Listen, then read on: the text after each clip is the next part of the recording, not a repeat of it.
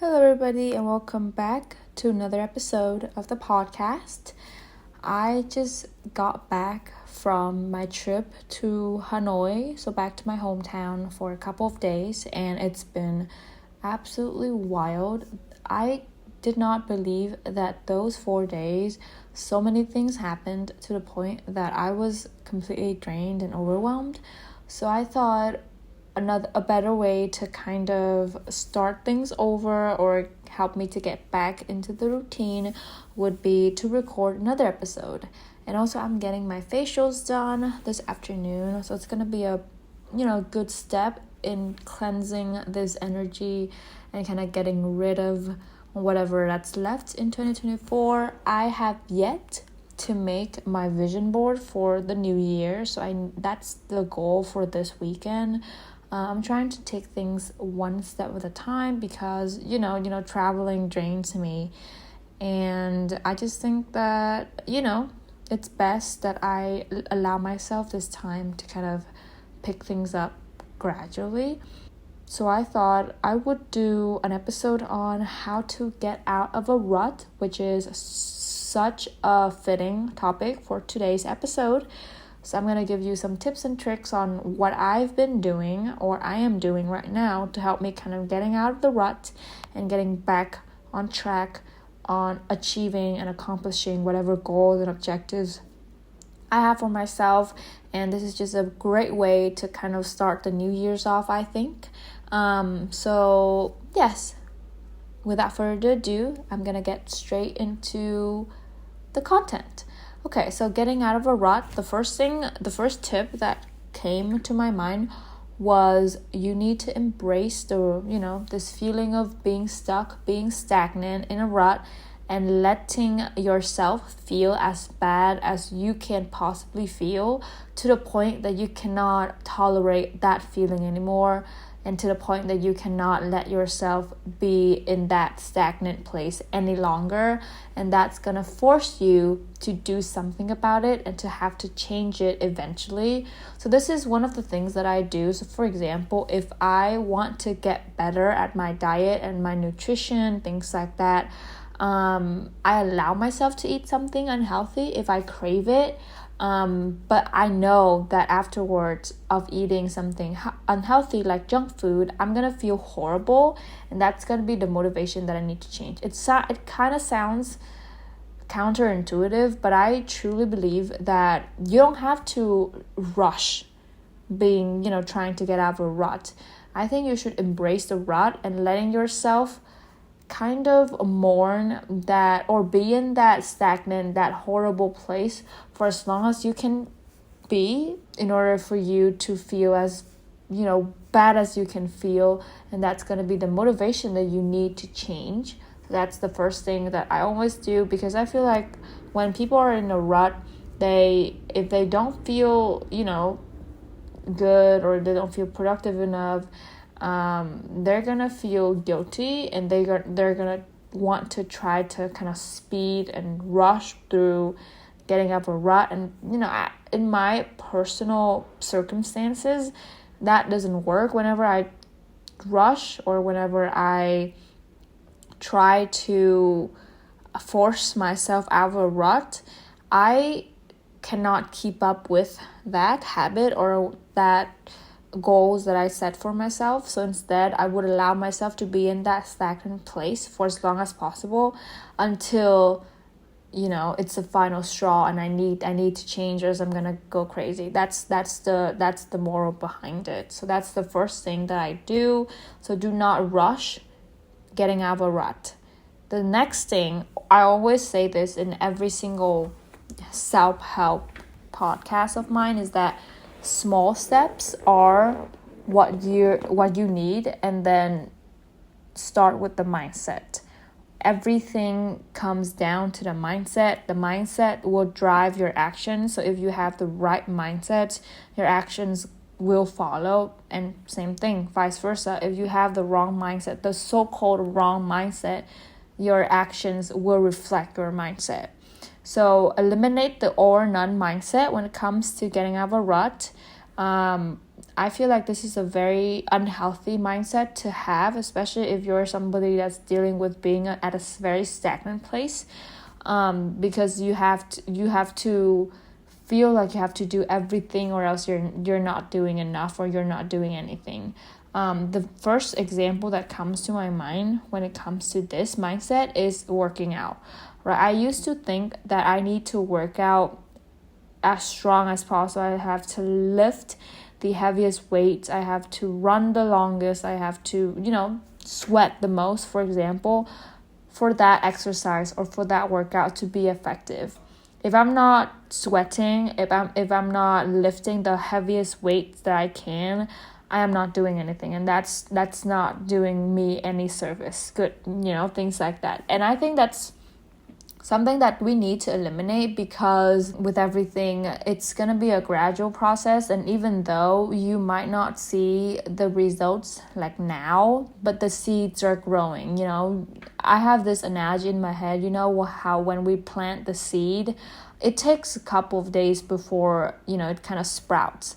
And within that couple of days, you're not going to see any changes to the seed. You're not going to see any growth. But what you don't see is that underneath that layer of soil, the seed is growing. And, it's growing, it's maturing, things like that. So even if you don't see anything right now, doesn't mean that your effort is going unnoticed. So that's something that I always have to remind myself, especially in the gym, because it can be frustrating in the first couple of weeks or even in the first couple of months when you're working out, you're following the diet, you're being very disciplined, very productive, but you're not seeing the results. And that can be very disheartening and very, it's not reassuring to your own effort. So eliminate the all or none mindset. Instead, what I do is that I embrace the journey instead of the results. So instead of focusing on the results and nitpicking on when I should reach this goal or what I should look like at the 5-day mark after following a certain workout routine, focus on the feeling that certain workout routine brings to you. Just because we're, taking working out as an example here, but this can be applied to every single other aspect or every other single goal that you have. So for example, if I am trying to lose weight or I'm trying to tone down my body, instead of focusing on the weight itself, like weighing myself every single day, micro fixating on how much weight I've lost after being on this diet for a month, I force myself to focus on the feelings and the emotions that are attached with this journey. And that's one of the way that I was able to find what workout routine works for me. Because in the beginning, since I was too fixated on the results, I would lift weights, I would do all of these high intensity workouts like cardio. I still do cardio from time to time, but it's not 5 times a week like before. And because of that, I didn't focus on what I felt and whether or not those types of workouts brought any joy or brought any excitement to me. And since switching to the other mindset that I was talking about, I prioritize my emotions, and that's why I focus on doing Pilates now, stretching and yoga, and it brings the same results, if not even better results than before. Now that I've been able to focus on my emotions and really hone it down to the mind muscle connection, if that makes sense. So eliminate the all or none mindset, instead switch to focusing on the journey itself and your emotions that are attached to the journey. One book that I would recommend to you if you are starting out on this journey would be The Atomic Habits. I know that that's a very, very famous book, but it truly, truly talks about building habits in a way that's very understandable and comprehensive. I think three of my favorite points in that book would be couple the habit that you want to achieve with a reward system. So we all know this. This is pretty self-explanatory. So you would say to yourself, if I complete this workout today, I'm gonna get a reward, whatever that reward might be. It doesn't have to be a big reward. It can be, I get a 15-minute break to watch my favorite movie, or I get to read the newest chapter to that, story that I've been following on TikTok, whatever. So it doesn't have to be a big reward, and I don't think it should be a big reward. It has to be something that's genuine and that motivates you to achieve the goal. So that's the first step that I did. So couple the habit that you want to achieve with a reward system. The second point that I really enjoyed in that book would be to couple the habit you want to achieve with something you enjoy doing. And this kind of goes along with the first point that I mentioned, but it's kind of different, right? So for example, if I want to start working out more and I enjoy listening to a good true crime podcast, I would couple those two together, and I would only listen to a good true crime podcast whenever I'm working out. And that, first of all, once again, focus on the emotions. I'm going to be able to enjoy that workout sessions. And second of all, I'm going to feel more motivated to show up to the gym, to start working out, things like that. So it doesn't have to be, that's what I mean by saying that a reward doesn't have to be big. It can be something that you enjoy doing. But if you are somebody who are motivated by, materialistic things, which is not a bad thing at all, go with the reward system route. But for me personally, the second tip resonates more with me. And then the third point in the Atomic Habits book is that sometimes showing up is enough. And this comes back to the all or none mindset and how we should eliminate that. Because, for example, when I was first starting out working out at the gym, if you listen to the Getting Out, Overcoming Gym Anxiety episode that I made, you would know that I was very, very intimidated by the gym in the beginning. So it was nearly impossible for me to work out or complete a full two-hour session at the gym, especially in the weightlifting session or in the weightlifting section in the gym. So in those days, I would just tell myself that showing up is enough. You only have to show up. You don't even have to work out, showing up is enough. And I didn't let myself fall into the victim mindset of I need, all or none. I need to complete the 2-hour workout routine or else I'm not doing anything. That's a very toxic mindset to have. And then from showing up, when I get comfortable with showing up at the gym, I'm going to move up one notch of, okay, now show up and walk around the gym once, things like that. And then I'm going to move up a notch, and then I'm going to say, okay, show up, walk around the gym once, and then run on the treadmill for 5 minutes, things like that. So it has to be small steps, and it has to be with the mindset that you tell yourself, your self-talk, your thought patterns, things like that. But remember, if you're just starting out of getting out of a rut, showing up is enough. Showing up for yourself is enough. So that's the 3 of my most favorite tips or points from the Atomic Habits books, and these tips resonate a lot with me, and I can see myself applying these tips on other areas of my life as well. The third tip that I have is decluttering your space. So cleaning up your space, because I feel like a clean space equals a clean mind. So whenever I am, being stagnant, feeling horrible, I would just set a 5-minute, or even not 5 minutes, not enough, 15 minutes timer on my phone. And then in that 15 minutes, I'm going to walk around and then I'm going to clean my apartment. I'm going to pick up whatever trash I see. I'm going to just tidy up my space. And by me physically doing that, I think it's an analogy to me also cleaning up my mind and getting rid of the negative energy and getting rid of that stagnant energy. And after decluttering my space, when I look at a clean space, I automatically feels better. And that's for me is a reward, right? And then also, I think that decluttering your space is an activity that can easily be accomplished without having a huge intention behind it. So when you're first starting out, you don't know what to do, you don't know where to start, right? So decluttering your space is a good starting point, because I know some people who are wanting to get out of the rut, but they're kind of overthinking of where they should start, and they cannot pick out an aspect of their life or that they can kind of change. So, cleaning their space and kind of decluttering everything is a good starting point. The last tip that I have is getting outdoors more and start to notice little things that can help ground you and help you be in the present more. So I like going out in nature whenever I'm feeling like I am going insane or I'm in a rut that I want to get out, of that stagnant energy.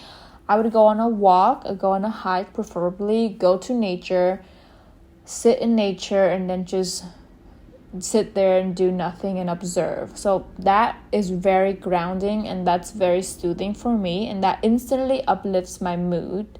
So that's the first thing that I do. So if you're in a rut, you want to change that, I will suggest you start being more in nature and start kind of surround yourself in more plants, sunlight, because I think, personally speaking, whenever I'm not having enough vitamin D or enough sunlight, I automatically feels like, crap, and that could prompt me into a rut. So being out in nature more, taking a break from work, taking a break from people, taking a break from social media, and going out in nature, right? And do not scroll on your phone. You don't have to take pictures, things like that. Just sit in nature. And even though that sounds pretty crazy and that sounds like you're not going to be able to fulfill that, trust me, I also thought that sitting in nature is boring and that observing is not enough and that's going to bore me. But when I truly did that, I felt like I have missed so many little details about nature that I wouldn't have noticed if I'm not sitting there and observing, actively listening. So it's something that's very active but also passive at the same time. So it's a very interesting activity. So also start noticing the little things instead of being consumed by your work, your thoughts, your relationship, your duties, things like that. So whenever you're making your coffee, be in the present and notice what the smell of coffee smells like. Notice the breeze of the air as you're walking to class, walking to work, etc. Things like that. When you're showering, notice how the water is warm and you're kind of foaming up your body shampoo, things like that. Notice how it smells. So all those little things can help you be in the present and start to notice the little things, because one of the reasons that you're in a rut could be because either you are feeling too much, that you are overwhelmed and you don't want to do anything, or you have nothing to do, or you don't feel anything. Basically, you're numb. So start to notice the little things and kind of start bringing that color and that liveness back into your life, is a great starting point. And I just feel like this is another great way to kind of romanticize your life and help you to appreciate the little things more, if that makes sense. I think that's all the tips that I have. I know this is a pretty short episode, but yes, I do want to leave a couple of space at the end for some catching up. I have been very proud of myself for being very consistent with content creating and making sure that I schedule in my posts and my videos. So that helps a lot. And I just feel, for now, I feel very fine. I feel I'm okay with this kind of pace and this kind of speed that we're working on for this YouTube channel. And my goal is to be consistent with this YouTube channel for at least 3 months before I allow myself to buy that camera that I have been wanting to officially be vlogging and just document my life more in video format. This is just audio format, and I know that my video is pretty stagnant and there's not many pictures and everything, but there's a reason behind it. There's an intention behind it, because I don't want to invest and then cannot keep up with producing content. That's going to be a waste of money. So I'm going to force myself to be consistent with this podcast, and then I'm going to see if I can switch to an actual YouTube channel where I would record and edit vlogs, whatever, things like that.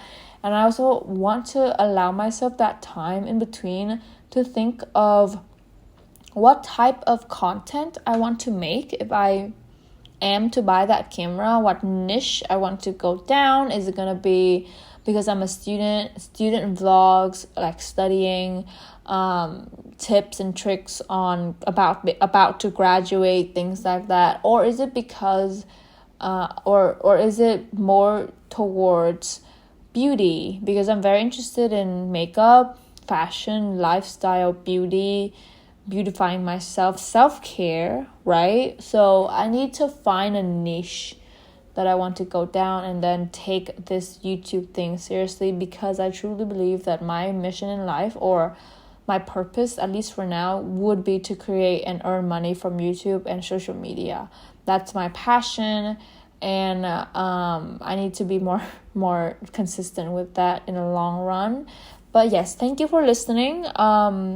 I think because of your support and your listening to me rambling is my motivation to keep up with whatever I'm doing. And this is a great break from working, studying, like I mentioned, scrolling on TikTok. So I really, really appreciate your support. This is the end of today's episode. Thank you for listening. I hope you find this episode helpful. I do apologize for it being a bit short, but I just, that's all I want to say, and I'm gonna end it at that.